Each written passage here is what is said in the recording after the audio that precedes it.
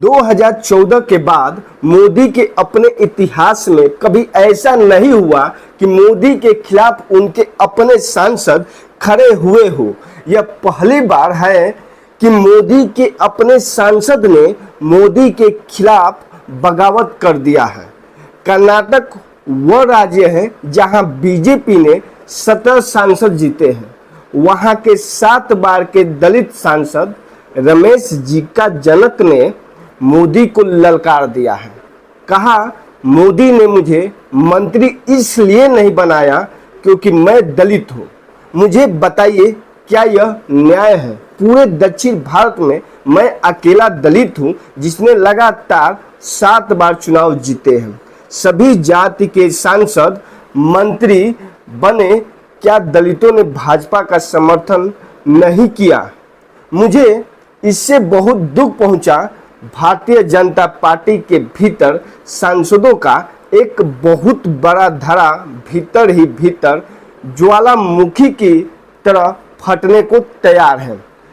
क्योंकि याद रखिए, मोदी आज भी बीजेपी संसदीय दल के नेता नहीं चुने गए हैं।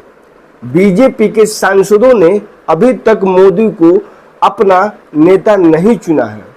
अभी कुछ दिन पहले संघ की तरफ से भी आप लोग देखे ही होंगे कि कितना आवाज उठी थी कि बीजेपी हमारे से पूछ के टिकट नहीं दी, इसलिए बीजेपी की सीटें कम आया।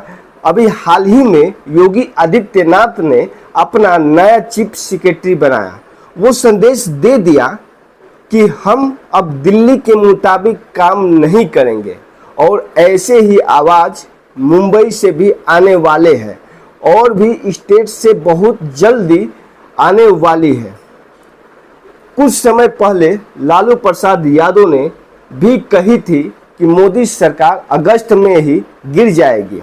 अब बिना आग के धुआं तो निकलेगा नहीं।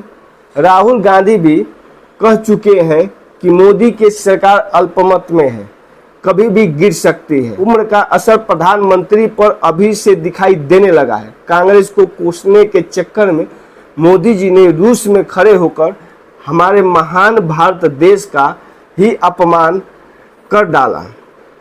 बोले, 2014 से पहले भारत निराश से घिरा हुआ था। हताशा और निराशा ने हमें जकड़ लिया था।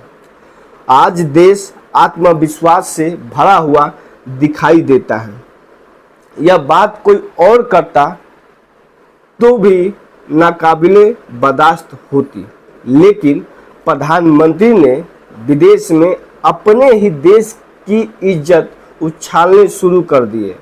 यह उम्र का ही असर है कि कांग्रेस ने चुनाव में जो सदमा दिया, उन्हें सदमे से मोदी जी ने उभर नहीं पा रहे हैं। 2014 से पहले भारत अगर निराशा और हताशा में डूबा हुआ था तो क्या बीजेपी की अटल बिहारी वाजपेयी की सरकार देश को हताशा में झोंक रही थी? क्या राम मंदिर आंदोलन हताशा में किया गया था?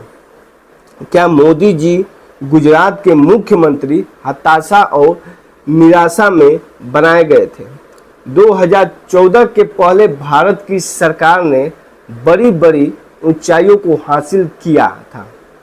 हरी क्रांति, दुग्ध क्रांति 2014 से पहले ही आया था।